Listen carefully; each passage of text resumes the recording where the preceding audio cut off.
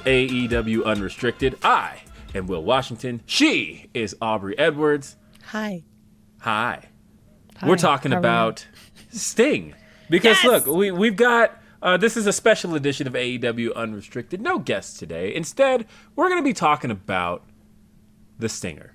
Because we've got an important event coming up here. March 3rd, Greensboro Coliseum, Greensboro, North Carolina, AEW Revolution. It's the final match of Sting's career. One half of the AEW World Tag Team Champions, Sting, will be defending those titles against two guys that I consider to be dear friends in Matthew and Nicholas Jackson, the EVPs. And what I find interesting is that these last few weeks we've truly gotten to see who they really are, and for some that's been quite a shock. But they are on this quest now to retake their position atop All Elite Wrestling, atop the tag team division, atop AEW as the EVPs, and they want to hold those AEW tag team championships. But it's going to take going through Sting and Darby Allin. And being where we are right now, it's a fun period because we know that the end is right around the corner for Sting, right? He announced last October that this is it. He is going to hang up those boots. He's like, done. Like, he made it very clear, like, no, I ain't coming back again. We are done. This is it. He is done. And what a crazy way he's chosen to go out. With just everything he's done these last few months, just thinking about back at Daly's place with the tornado tag match. But talking about Sting, I think this is an appropriate time to kind of relive some of our favorite Sting memories and talk about what Sting's time in AEW has meant, because it's been crazy. When he first showed up at Daly's place, that was December 2nd, I want to say. 2020. And when he first showed up, I remember thinking, oh, that's really cool, Sting's here. That's a really cool moment. I don't expect him to wrestle, but that'll be cool to see, what Sting's going to offer to AEW. And it's like, not only has he wrestled, but I have gotten to see, and I should preface this for those who don't know by saying that my favorite wrestler growing up was Sting. Really? Every single aspect of Sting was my favorite. I was a big WCW guy. And the reason for that was Sting. I felt like it didn't matter what the WWF was doing at the time. They didn't have Sting, so they weren't going to be as cool. I like Man Called Sting. It didn't matter. And then it was like right around the time when wrestling, when I was starting to feel as a kid, like wrestling's a little bit hokey and cheesy. It's like Sting turned his character around right at the exact point it needed to for me, because I wanted wrestling to feel a little bit cooler. And then all of a sudden, here comes Sting with the dark hair all of a sudden, and he's wearing crow face paint, and he's not talking, he's just pointing a baseball bat. And I'm just like, this is even cooler. Like, he just went from the coolest wrestler of that early 90s period to now all of a sudden, as the world is transformed, so his Sting. He's always my favorite. But I said all this to say that Sting, being in AEW, I have gotten to see him wrestle so many times, whether it was working in AEW or as a fan. And I have always cherished every single one of those matches because I always thought that this match could be it. And he kept upping the ante. I don't know. Aubrey, what has your experience with Sting been like being in AEW? Oh, man. So as I've mentioned on this podcast before, like, I didn't grow up watching wrestling. So a lot of my knowledge of wrestling is what has been on TV in the last 10 years and what people have told me has been important in the history of wrestling. So my introduction to Sting was sort of when he came back to the other place initially. Like, that's the first time I ever saw him wrestle. And I'm like, oh, this guy's cool. But to quote you, one of the things I love is, like, when someone's a big deal, if we make them a big deal, people believe it. And that was the thing that I'm like, oh, this guy's the real deal. So when he retired the first time, it's one of those like, okay, cool. He had a good run. He's kind of went out on top. This is great. Awesome. So I legitimately had no idea. And I remember going to work that day in Daly's place. And for those that aren't familiar with Jacksonville, that venue is outdoors. And in December, it is quite cold. So the snow, in hindsight, made a lot of sense. Yes. But I remember that day where we're backstage and they had like this one, it's like a garage door that's typically open because people are just going in and out. And I remember them having it closed. And I'm like, oh, it's just because it's really cold outside because I don't pick up on things. And I had the match right before that segment where Sting debuted. So I'm just doing my thing, whatever, blah, blah, blah, making sure the talent gets to the back. And I go through the tunnel and Sting is literally standing there. And it's like when you're in that moment, you kind of just don't know how to respond. I'm like, hey, sup, Sting? And I like fist bump him because that was what felt right in the moment. And I'm just like, oh, this is cool. So immediately you're watching this thing where, did we have fans back then? I don't remember. Yeah, there were fans in the building. Yeah. There was a very small amount. Like we had started having There was people enough back to where when Sting's name comes up on the Tron, there was a palpable people pop. screamed. Yeah, there was a pop. And it was enough to where like, that it was the first thing I remember from the pandemic that made me feel like wrestling again. Because to hear that reaction for the name Sting coming up on the Tron, it was... it was a genuine surprise. It was really cool. It's like I had my hunches as to what was going on because there were like little rumors of things on the internet of like, oh, his merch has been pulled from the other place. And it's like, okay, but why would that be? And then when I saw the snow and heard the opening notes and I'm like, I wonder what this is. Is there a chance this is? And then the word Sting comes up on the Tron. I'm like, yes, dude, it's Sting. And it was so great. Tony Schiavone shouting, it's Sting. Like everything was so perfect in that moment. And yeah, but to think that he has had a 20-something and career in AEW. Insane. Yeah. I thought maybe we were going to see like 3 or 4 matches total, and the fact that we've seen him so many times has been great. And it's interesting because it started with we talked about the debut at Winter Is Coming.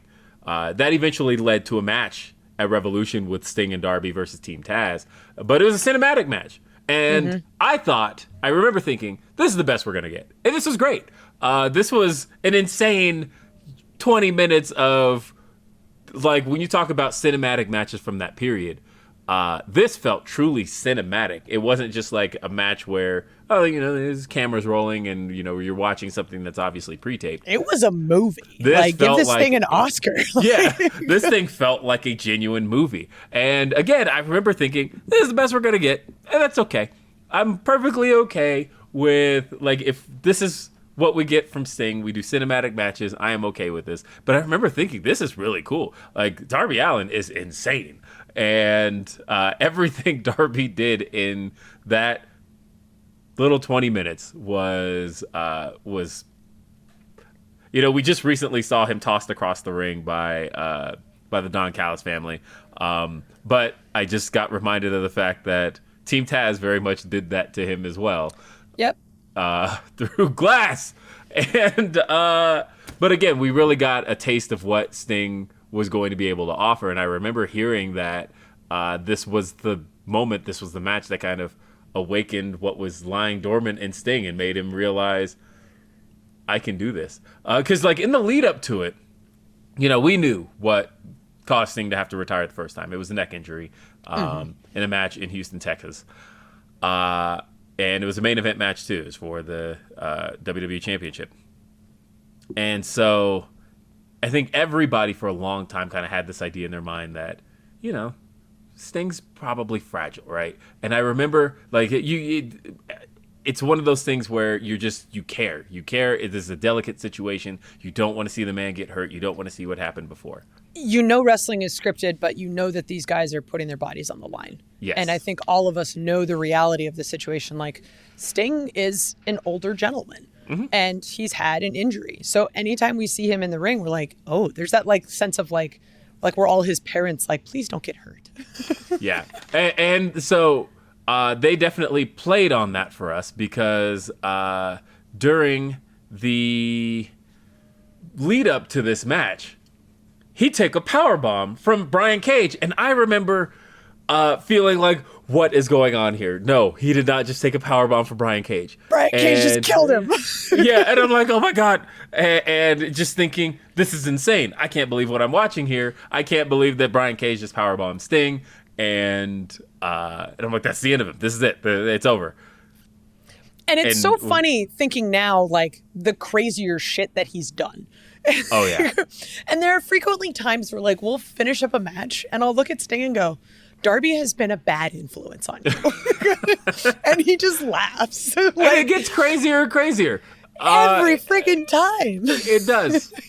But, this all led to, again, what I thought for me was a really, really important moment. Because I'm talking about Double or Nothing 2021 with referee Aubrey Edwards. Yeah, I literally felt like shitting my pants that day. Like, oh my God. I was at that show. That was the first time Daly's Place had truly opened its doors back up. I was at the House Always Wins house show before that, but to that do the wasn't sold pay-per-view. out. Yeah. To do the pay-per-view with full capacity. That's what it was. That's the term I'm looking for, was a full capacity show. We had everybody back in the building, and everybody's high-fiving, hugging. It's like the first time that a lot of people had gotten to be with each other in a very long time at that point. I remember I was sitting right behind Britt Baker's parents. That was the night that Britt won the AEW Women's World Championship, and so I had this second row seat. Actually, a friend of yours, Brad Williams. I was actually sitting. I love Brad. He was sitting like directly in front of me. And again, so it's the men of the year versus Sting and Darby. Dude, so like you kind of, anytime you tell the story, it's kind of sets the tone of like how special that show already was, independent of the card that we had and like all of the crazy things that happened that night. But I remember that match in particular because I'll come into the pay-per-view, I don't really know what I'm doing. And like I had been assigned this match and I just look at it and I think I text my husband like, dude, I'm doing a Sting match. Like, oh my God, this is what I think Bryce had even said, like, dude, have fun. Like there's those moments where you're like, oh, this is insane. Like we talk about history in wrestling a lot. Like it's almost an overused word at this point, but it was one thing to see the cinematic match with Sting and see how good that was. And then to know, kind of going off what you were saying before, like, oh, this is going to get crazier. Sting's going to go all out. This is going to be awesome. And I remember calling the match with the guys, and you could tell, like, in Ethan Page's eyes, how legitimately excited he was for this match. So, yeah, we're going to do this, and we're going to do this. Like, it's like we're all kids in candy stores, just like, oh my God, like, we're working with friggin' Sting, man. This is so cool. And there's this amazing picture I have saved where he has, I forget who it was, but he has somebody in the Scorpion Deathlock and we're just screaming at each other. I'm like, how friggin' cool is this moment? So it's like, that's why I love Sting. He's just this great guy that as the fans watch the show, I think they appreciate how awesome he is. But everyone backstage appreciates how awesome he is. And there is so much more to talk about Sting and the incredible person that he is and the amazing matches he's had at AEW. So much more coming up on AEW Unrestricted. AEW Unrestricted, Aubrey and Will talking about Sting, the myth, the man, the legend, the icon. He's just so many things to so many people. He's done so much for AEW. He has meant so much to all of us. And many of us have had the opportunity to work with Sting. I've been fortunate to have multiple opportunities to work with Sting.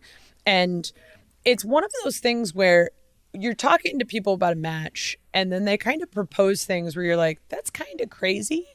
Are you sure? And we talk about it. We make sure we're all on the same page. It's great. Awesome.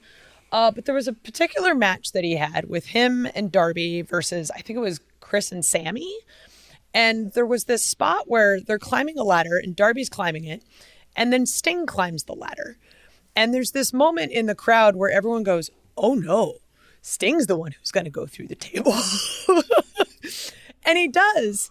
And it ends up a little short. And I get out of the ring. Part of my job is like, if there's an issue, I'm the one to check on the talent and immediately assess the medical situation. And you just see him look up and his lip is split wide open. And he looks at me and goes, how bad is it? I go, well, your lip's split open, but everything else seems pretty okay. And he goes, okay. And you see the determination in his eyes because we're running up on the end of the show. Like, it is main event. He's got to get back in the ring. We got to start going to the finish. And I go, are you ready for this, Sting? And he goes, and he's like hyping himself up. He's like, yeah. And I'm like, all right, then you fucking got this, Sting. And like, he dives back in and the whole match is just insane. Like, I remember that because I had to just look it up because I'm like, okay, this is all feeling really familiar. This is a situation where I was there.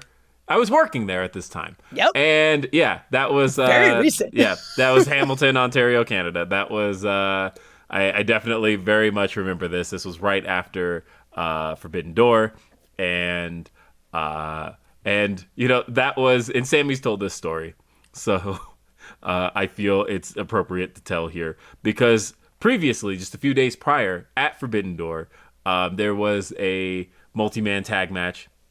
Sammy Gavara hits a 630 through a table on Sting.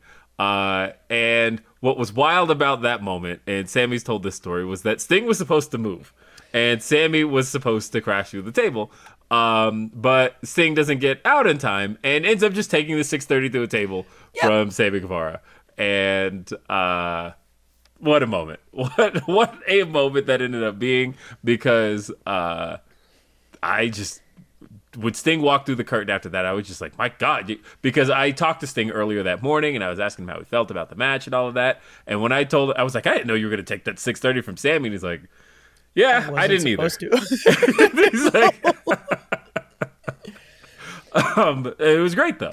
Well, one of the things I love about it, too, is like when you're structuring a tag match, you're trying to think about like...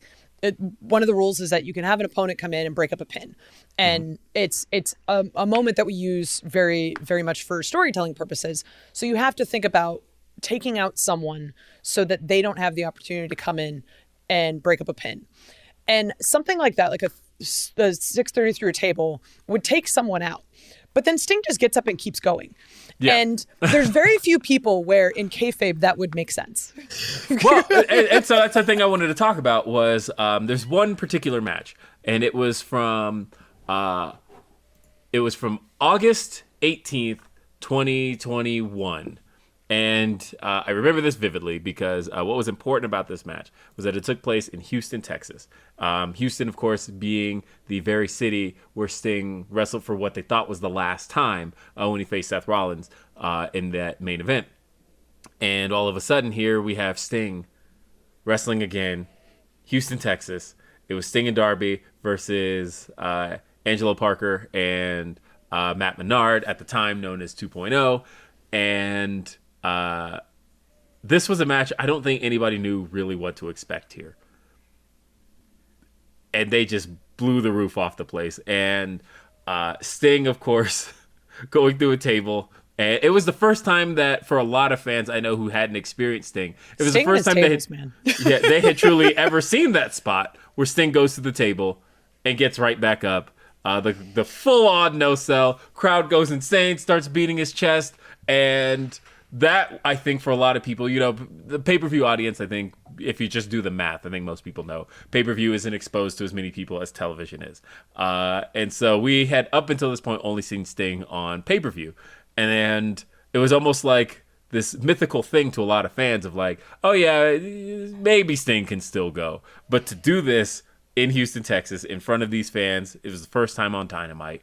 And for the reaction to be what it was, I remember... looking online and seeing people go, oh, Sting's really back. Like, I thought this is maybe just like a one-time thing, but no, he is back, and this is actually really cool.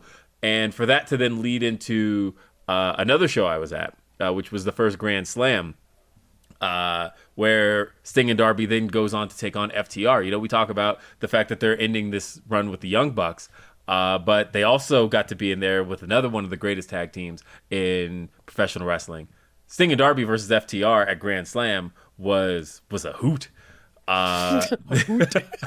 It was so much fun. These guys, again, FTR is, if you told me pick a tag team that you can trust, Sting and Darby are going to tear the house down with. FTR right off the bat. That's the first team I would name, and I would absolutely be correct in that, because again, this was another one of those moments where I got to learn that Sting is really back. Sting is here, and he is in there with one of the best tag teams out there, two of the best professional wrestlers in the business, and they just killed it out there at Arthur Ashe Stadium with that many fans, everybody going nuts.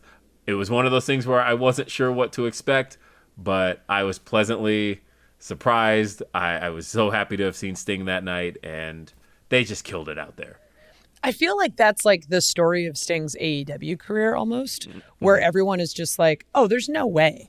And then he just exceeds expectations. And I feel like after the 3 years that he's been with us, we would have learned our lesson by now. Yes. I just stopped being surprised. But it's one of those things where like him winning the tag titles with Darby, like it's surprising, but also not surprising at all. Like they've had an unstoppable tag team run, literally undefeated. So it's like on paper, this makes sense. But in my mind, when I heard this, I was like, oh, they might lose. It's like, but no, Sting is literally unstoppable. And he doesn't exist. He's not a human being. And it's incredible how I don't think people truly understand. And I don't think we can make it possible to understand it on this podcast. But he's so selfless in everything he does, whether it's in the ring, whether it's backstage. And he wants so badly for everybody involved in what he does to look good. Yes. And it's just so incredible to watch it take place and watch him still be the Sting he is. So one of the things I love about wrestling is, and the 7 or so years I've been a part of it now, is you see people that are great people, like not even just phenomenal wrestlers, but like at their core, they are phenomenal human beings. And Sting is one of those people. And I feel like that is a big reason why he's having the career he is and why he's had the career he has. Because he's been so supportive of others, because he's been so much about making sure that everyone looks good in a moment. Like that's the kind of people you want to keep around, because that's the kind of person that makes this business better. And I think all of us benefit not only from an in-ring perspective, but also just when you have good people like that around, I think it just kind of builds up the whole room. And I know every time Sting shows at the building, he's got a smile on his face and he's so happy to see everybody. And he'll stop and he'll say hi, like, hey, how are you doing? It's like, oh, it's great. How's your wife? Like, we just have these amazing conversations. And it's like, he's just there to have a good time. It's like, it's almost like watching a 5-year-old play with their favorite toy. Like they're just so over the moon and ecstatic. And just, you see this pure joy. And Sting is just like that as a wrestler. He really is. And, you know, I watched him. There's one particular wrestler who, you know, there was a moment it took place in the ring, and this wrestler sold for Sting like they were afraid of him, right? And then when they got backstage, Sting's like, you don't have to do all of that. He's like, you know, he's like, you know what? You're like, you don't have to be that afraid of me. He's like, you know, protect yourself, protect your character. You know, he's like, I'll be fine. I'm Sting. You don't have to do that. And I'm Sting. Like, in case you didn't know. Yeah, he's like, I'll be fine. I'm Sting. Like, you don't have to sell that much for it. And I just thought, God, man, to be that giving as a performer at this stage of your career, you don't have to be, because everybody in the business, everybody in the room respects you. It's so cool. He could be selfish and no one would care. Nobody. Because it's Sting, and he has earned it at this point. Yeah. But he chooses to still be giving, which is, I think, like the true definition of someone who is a leader. Yeah, I fully agree with that. There's a few other matches. And obviously we're gonna keep going because that's what this show is. But again, just thinking about who the matches Sting's been able to have in AEW. And we're talking about, of course, facing the EVPs and Matthew and Nicholas coming up here at Revolution. But this isn't the first time that him and Darby have stepped in the ring with, at the time, the Young Bucks. Because we actually got to see at the first Forbidden Door the team of the Dudes with Attitudes. Yes. Sting and Darby and Shingo taking on, and it was nice at a show called Forbidden Door and being a New Japan AEW branded show. And it always feels weird to me that, like, not gonna lie, working in AEW and seeing like that a Bullet Club exists and that the Young Bucks like aren't a part of it. Like it's been 5 years and I still feel like, how can this be? But anyway, to do a brief reunion, and it was the Bullet Club it was El Phantasmo and the Young Bucks. This match was such a blast. Sting diving off the stage, off of the crazy the top of the tunnel. Again, yes, an absolute crazy man. I bought it too. I was front row at that show and seeing,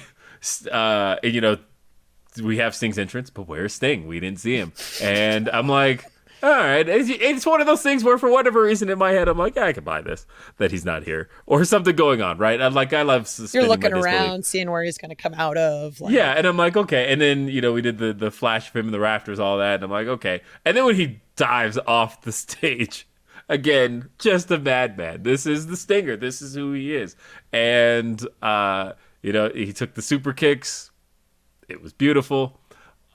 He took the super kicks, and again, he's the only person who, in professional wrestling, when you see a no-sell happen, or even a lack of a sell happen, there's anger all across the board, except for Sting. Yep. Because when Sting does this, when Sting takes somebody's finisher, sits right back up, and beats his chest, crowd's gonna go nuts for it. It's a moment, and almost every wrestler is almost willing and wants that moment for their finish to happen. And it's great. Like, who else could that happen with in professional wrestling but Sting? And it was such a cool moment to see that happen. And for him to be a part of that first Forbidden Door, I don't think, Forbidden Door is one of those shows where when you know what New Japan brings and you know what particular style of in-ring action AEW is known for, there's a certain type of match you want to see at Forbidden Door. You're like, okay, I know what guy I want to see face this guy, and that's typically how it goes. Danielson and Okada made sense, right? Kenny Omega and Will Ospreay made sense. But this is one of those things where it's like, Sting's not that performer, but at the same time, you can't have Forbidden Door without that kind of moment from Sting, and it worked out perfectly, and it was incredible, and I just love seeing it, and I love talking about Sting. I could talk about Sting till the cows come home, and we're going to be talking about far more of Sting right here when AEW Unrestricted continues. AEW Unrestricted, it's Aubrey and Will. We're talking about the Stinger. Yes, and we were all little Stingers at one point. And so I'm like a little Stinger now. It's I wasn't cool then, but now I'm just like, it's Sting. He's here. Honestly, that's how it is with my kids, because I think my kids truly understand the importance of who Sting was. Like, we'll go back and we watch. I showed my kids the War Games '92 match, which is highly considered one of the greatest matches of all time. But it's Sting Squadron versus the Dangerous Alliance, and again, we're talking about 1992, and the fact that Sting and Dustin Rhodes, by the way, are in that match, and for those guys to still just be kicking ass the way they are today, and I think by showing that match to my kids, which is an extremely violent match, to go figure, but for me to have shown that match to my kids and they kind of walk away going like, wow, okay, now I understand how important these guys are to wrestling today and why it's important that they're still going today and they're still in a position to be giving back to the business that they the way they are, because it was such a hot crowd back then. And for that to be happening today, I think is just really, really cool. And I love that a young generation, when I see little kids buying Sting masks in our crowds, and but then I also see older fans who recognize what Sting brought to the table. He honestly, I think, you know, we talk about the Monday Night Wars and things along those lines, and I always just think back to the fact that he was one of the biggest reasons why there was a competitive landscape in professional wrestling, because, you know, you could have one brand that had Hogan and had Savage and all of that. And obviously all of those guys eventually went to WCW, but you could have all of those guys present at the top of WWF, but as long as WCW had Sting, they were always going to be seen as just as cool to me. You know, for me, it was like, even prior to the Monday Night Wars, when you talk about late 80s, early 90s, and you're talking about the WCW Saturday Night and 605 on the Superstation, Sting was the reason to be watching that show. It was, you know, obviously Flair as well, but like Sting was the protagonist of this show. Like, he was the reason I wanted to see this program. And again, for him to be doing this all again in AEW, it's meant a lot to me as a fan. It's meant a lot to our company. And we've still just seen so much happen. Like, Full Gear last 2022. We had Sting and Darby versus Jeff Jarrett and Jay Lethal. Oh my God. Which again, Sting, just insanity. This man jumping off of a barricade on a Satnam and Jay Lethal. You're speechless. I am speechless because the amount of times I can say Sting jumping off X and it's still like just a really cool moment. That Which one was the one where he went through like 3 tables off of like the lower bowl? Yeah, so that was Revolution 2022. It was Sting, Darby, and Sammy Gavara versus the Andrade Hardy Family Office. That's right, because Isaiah Cassidy was also in that match. And I remember I was on the stage because those guys were doing a table spot. Yes. And I was like, when we were calling the match, like, I'm focused on what those guys are doing because I need to be over on that side. And we had another ref entirely over by the Sting thing happening. And I just remember standing at the stage and just like looking over and seeing a human being fall, like multiple stories. Like, what the hell? And that was 2 years ago. Like, yeah. Well, you know, it's funny, and I'm looking up in my phone right now because as I'm recalling a lot about that match, one of the specific things I'm remembering, and so that would have been March of 2022, because again, every time this kind of stuff comes up, I was front row for that show. And if I say March of 2022, I'm pretty sure that match spilled out right in front of me. So I have like literal pictures of so much going on directly in front of my face. I'm pretty sure there's a Sting picture I was trying to pull up for the video version of this show. Let me see. Oh yeah, there's Sting and there's Darby right in front of me. Oh my God, look at you. That's sorry, cool, my man. picture cut out there, but there was Darby right in front of me, and then there's Sting, and there he is. There's Sting, literally right in front of me, as that match just unfolded. Like, Sting is just so cool. And it's one of those things where, like, I want to be Sting when I grow up, but, like, just without all the tables and, like, stupid violent stuff. Like, I'll leave that out. But, like, how cool he is as a person, as a performer, as a leader. Like, he's just such a great human being. And I'm just so grateful that we at AEW have had the opportunity to learn and grow from him, that we've gotten to give him this opportunity to be the legend that he is again and give him another opportunity. And I've learned through all of the promotion of Revolution, like, how important the Greensboro Coliseum is to Sting. And I love that whoever made the decision, I'm sure it was Tony, But whoever made the decision to have his last match in that building, like independent of like, it doesn't matter how far it is to travel, doesn't matter what the market is. Like, honestly, it's like, we're doing it that building for Sting. And that is so friggin' cool. And I love that this is how he gets to end his career, because it's like he didn't really have the opportunity to pick before, but now it's like this is quite literally a storybook ending. He's walking into this pay-per-view tag champion with someone who he's been teaming with by his side for his entire time at AEW in Darby Allin, in a building that means so much to him in his career, along with Ric Flair, one of his longtime friends. Like, I am just so over the moon. And it's moments like this in wrestling that make me truly proud to be a wrestling fan, that like we all get to just experience this in real time. But it also gets to happen with a lot of nervousness going on, right? Because there's always nervousness when Sting goes out in the ring. But it's also against two guys who are wildly hated right now in Matthew and Nicholas Jackson.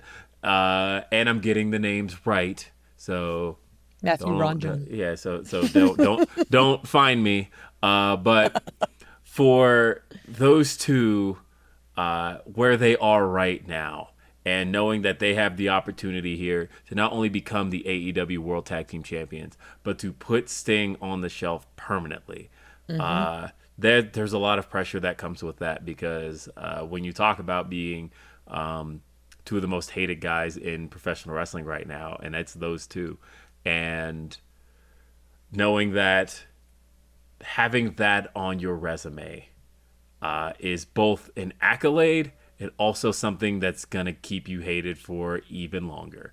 And so it's a tough one. This is what like wrestling is built on. Yeah. You have a main event in a huge show with the most hated heels against the most loved baby faces in what is going to be an excellent historic match, like regardless of what the outcome is. And I'm legitimately excited for either outcome, whether it's the Bucks that win or whether it's Sting and Darby that win. It's just the punctuation that is this moment is going to be really, really cool to be a part of. And I'm so happy we get to do it. I'm happy as well. You can't, it's going to be hard to get one, but if you can come across one, AEWTix.com. If you can be the Greensboro Coliseum, you should be at the Greensboro Coliseum. It's March 3rd. And if you can't be there, that's okay, because it's also available on pay-per-view. All traditional pay-per-view. It's going to be on Bleacher Report. It's everywhere you can watch AEW pay-per-view. You do not want to miss AEW Revolution. This is the final opportunity to see Sting do what Sting does best. You're literally not going to get another chance. He has said so. We all believe it. We're all on board with it, and we're all there, and we're all supportive for him. So definitely check it out. Revolution, get a ticket. Try your damnedest to get a ticket. It's going to be a wild show, biggest show we've done in 2024 by far. I'm so legitimately excited to see this match, and I'm so excited that we got to talk about this today, Will. We're only like a couple weeks away. This is insane. I know. We've got so much else going on in AEW, and you can check out all of it. You can check out AEW Unrestricted. You can check out this show, because we got new episodes available every Thursday on your favorite podcast platforms. New episodes are available video-wise on our YouTube channel every Monday. Also, check out AEW Dynamite. It's every Wednesday at 8 p.m. Eastern. AEW Rampage is every Friday at 10 p.m. Eastern. We've also got AEW Collision, Colliders Unite, every Saturday, 8 p.m. Eastern. We've got Ring of Honor available on WatchROH.com, on Honor Club every Thursday. We've got some big business coming up here in AEW March 13th, Boston, Massachusetts. That's going to be a hoot as well. We've got so much. I know, that's my word today. We've got so much, and we talk about it all here. This is AEW Unrestricted. I'm Will Washington. She's Aubrey Edwards. We'll see you next time. Have a great day. Peace.